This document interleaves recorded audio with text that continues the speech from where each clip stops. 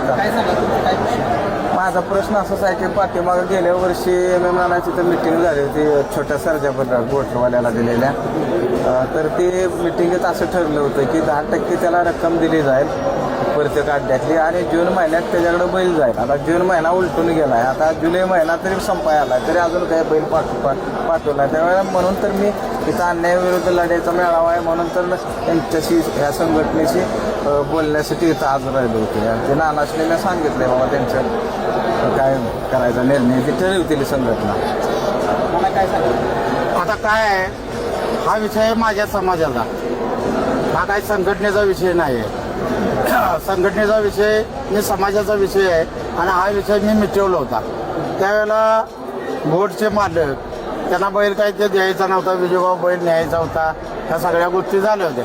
तर तो विषय असा मिटवला होता, पश्चिम महाराष्ट्रात बैल जर पळायला आला तर प्रत्येक अड्ड्याला एक 10,000 रुपये आपण यांना द्यावं आणि त्यांचं पुढं पैसे न घेता त्यावेळेला ते 3-4 लाख रुपये द्यायला तयार झाले. आपण ते घेतलेलं नाही. चांगल्या पद्धतीने तो मुद्दा मिटवला. आता त्या वजनाला ते जागलेत का नाही जागलेत हा विचार आता परत विजयभाऊनं काढलाय.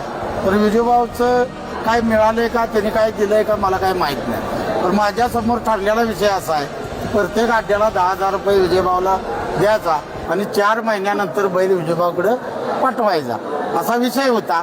त्याच्यावर तोडगा आता निघालेला नाही. तर त्याचा विचार आम्ही वैयक्तिकरित्या करू आणि त्यांच्याशी बोलून घेऊ.